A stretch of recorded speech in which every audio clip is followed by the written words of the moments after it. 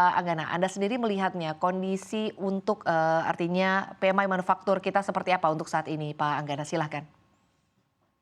Secara data sudah dirilis secara resmi ya dari pemerintah dan kita memang cukup align karena memang ada sedikit pergeliatan di akhir tahun gitu. Tapi memang kalau kita lihat bahwa geliat ini tidak seperti yang kita harapkan karena kita masih melihat sentimen wait and see dari berbagai dari berbagai pihak ya karena memang mungkin akhir tahun ini ada juga beberapa beberapa sektor yang memang mereka sedikit mengalami dampak dari hold hold buy daripada pembeli, daripada buyers mereka baik dalam dan luar negeri.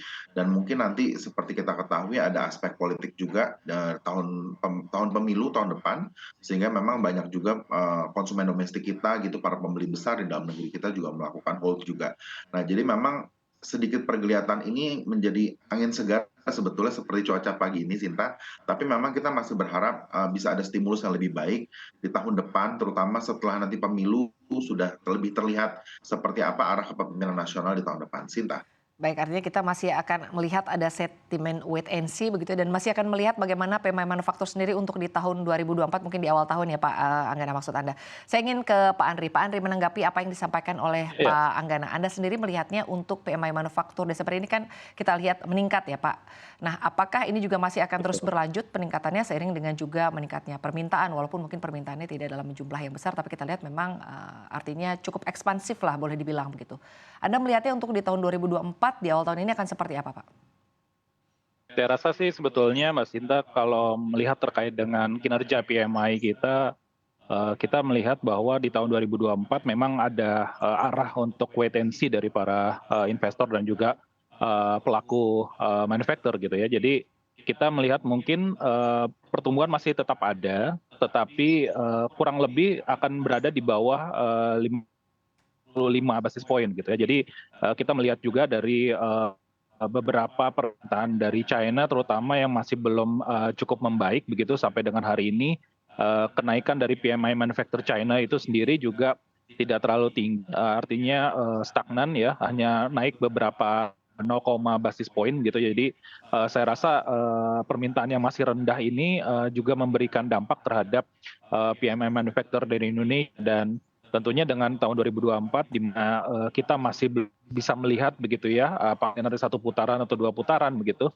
Ini nanti kita melihat bahwa biaya dari ketidakpastian masih cukup tinggi dan tentunya baru bisa kita lihat kestabilan dari investor dan juga pelaku usaha ini sendiri mungkin di kira-kira di Oktober begitu ya, di mana masa transisi dari kepemimpinan yang sekarang ke kepemimpinan yang baru gitu. Jadi saya rasa sih mungkin tidak sampai ke basis point 55 ya seperti yang kita dapatkan di tahun 2022, tetapi mungkin berada di bawah itu gitu Mbak.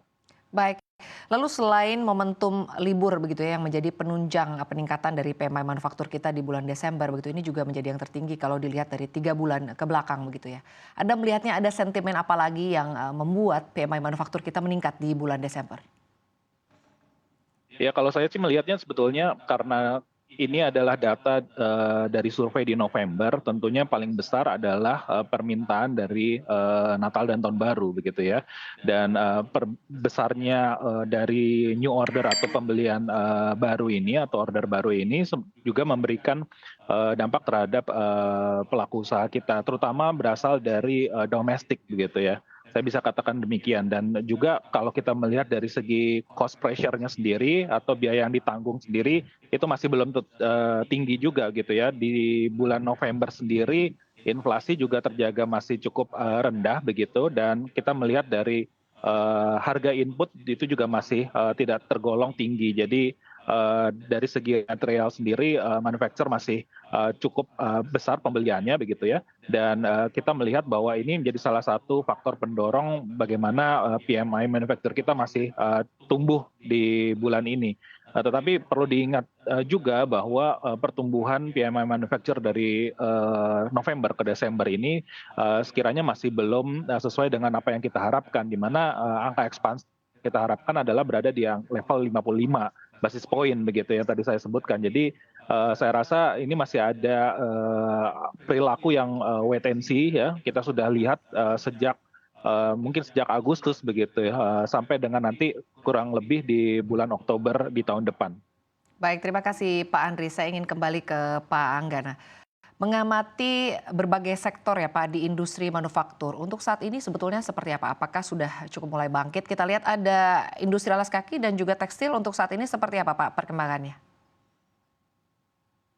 Kalau untuk industri tekstil dan alas kaki memang kalau kita lihat seperti yang disampaikan ya bahwa kayak untuk alas kaki basis permintaan di Eropa dan Amerika sendiri kita bisa katakan dengan tidak cukup menyenangkan ya sebelum Sinta bahwa memang belum pulih kembali gitu dan juga memang terutama untuk tekstil sendiri kita melihat gempuran dari kelebihan barang quote and quote dari pasar Tiongkok itu terus membanjiri dalam negeri itu tidak bisa dipungkiri. Jadi memang beberapa asosiasi sudah memberikan catatan khusus gitu ya bahwa sebetulnya sampai tahun ini utilisasi industri untuk tadi apa kategori untuk produk tekstil TPT ataupun alas kaki memang masih di bawah utilisasi maksimal. Jadi memang belum pulih dan memang kita harus sangat-sangat mencermati bagaimana memastikan gitu aturan-aturan yang selama ini sudah dikeluarkan pemerintah seperti penjualan-penjualan yang sifatnya tanda petik adalah impor langsung yang memberikan dampak pada daya beli terhadap produk dan juga daya saing terhadap produk dalam negeri menjadi tidak lagi kompetitif. Nah ini harus jadi catatan karena kita tahu bahwa industri tersebut merupakan penopang juga ketenaga kerjaan nasional. Dan terus kemudian juga mungkin dari sisi saat ini kita melihat bahwa Amerika sendiri kan masih belum melakukan relaksasi terhadap suku bunga. Jadi itu akan menjadi satu momentum yang sangat penting untuk kita cermati bersama bagaimana nanti periode ekspansif dari beberapa negara global khususnya dengan Amerika yang memiliki daya beli yang sangat-sangat potensial itu nanti mulai akan terasa mungkin di tahun depan akhir seperti Mas Andri sampaikan mungkin baru kelihatan tanda petik bernafas enak ya Pak Andri mungkin di awal tahun 2025 lah setelah betul-betul mereka sudah melakukan perencanaan dan ekspansi yang lebih solid akhirnya kita baru bisa menikmati buah dari ekspansi-ekspansi yang dilakukan oleh para pelaku-pelaku di tingkat global. Sinta.